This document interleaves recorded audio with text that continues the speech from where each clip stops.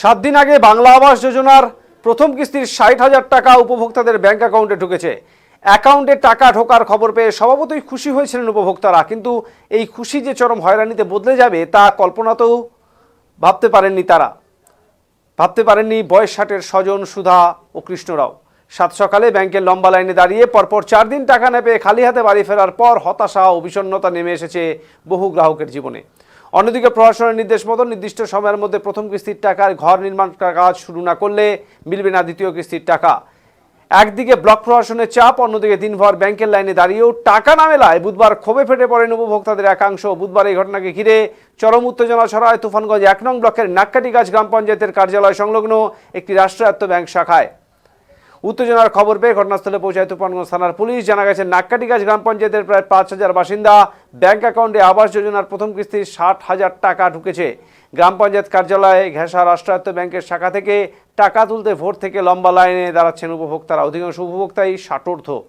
অভিযোগ, প্রতিদিন 50 জন গ্রাহকের ওপর আর কাউকে টাকা দেওয়া হচ্ছে না, তাও সেই টাকার পরিমাণ 5,000-এর বেশি নয়। এদিকে ভোর থেকে লাইনে দাঁড়ালেও পরে আসা গ্রাহকরা আগেই টাকা পেয়ে যাচ্ছেন বলে অভিযোগ। ফলে পরপর লাইনে দাঁড়িয়েও খালি হাতে ফিরতে হচ্ছে বহু উপভোক্তাকে। পরপর 4 দিন ব্যাংকে দাঁড়িয়েও টাকা না পেয়ে বুধবার ক্ষোভে ফেটে পড়েন উপভোক্তাদের একাংশ। পরে পুলিশ এসে পরিস্থিতি নিয়ন্ত্রণে আনে। যদিও ব্যাংক শাখার ম্যানেজার বিদ্যুৎ পাল বলেন, প্রতিদিন জেলা থেকে 50 লক্ষ করে টাকা আসছে। এই টাকা লাইনে দাঁড়ানো 50 জনকে টাকা দেওয়া হচ্ছে। এই মুহূর্তে টাকা না থাকায় তারা উইথড্রল স্লিপ দিচ্ছেন না। গ্রাহকদের বোঝানো হয়েছে বিকেলে আবার টাকা আসবে, ধৈর্য ধরে লাইনে দাঁড়াতে। তিনি আরও বলেন, অনেক ক্ষেত্রে গ্রাহকরা ভোর থেকে লাইনে দাঁড়ানোর পরেও পরিবারের কাউকে দাঁড় করিয়ে বাড়ি ফিরে যাচ্ছেন। তখন বলা হচ্ছে দাদু বা কাকা আসবেন, তাই প্রকৃত গ্রাহকদেরই টাকা দেওয়ার চেষ্টা করা হচ্ছে। সেই ক্ষেত্রেই কিছু অভিযোগ আসছে।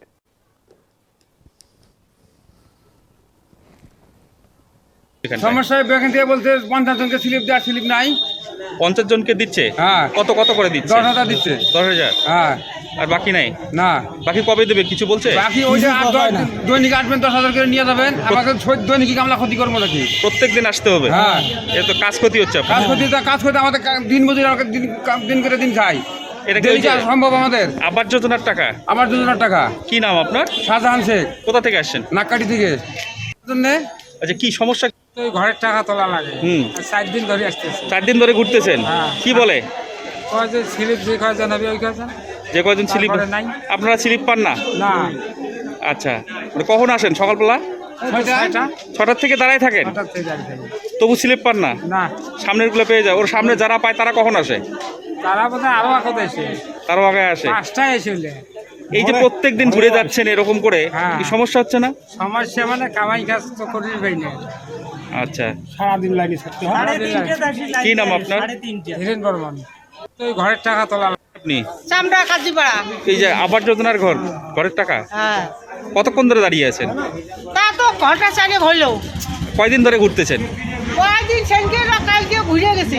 আচ্ছা, তার আগের দিনও ঘুরে গেছি। 5,000 দেয়।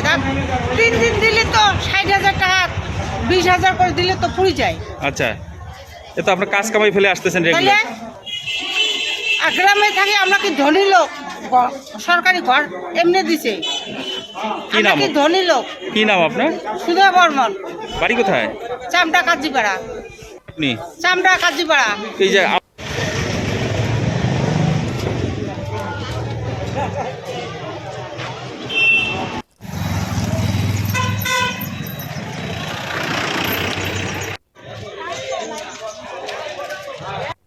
অভিযোগ করছে ভোর থেকে তারা লাইনে দাঁড়িয়েছে, কিন্তু তাদেরকে নাকি 50 জনকে স্লিপ দেওয়া হচ্ছে, বাকিদেরকে দেওয়া হচ্ছে না, ফিরিয়ে দেওয়া হচ্ছে। প্রত্যেক দিনই ফিরিয়ে যাচ্ছে। কি বলবেন এই বিষয়ে?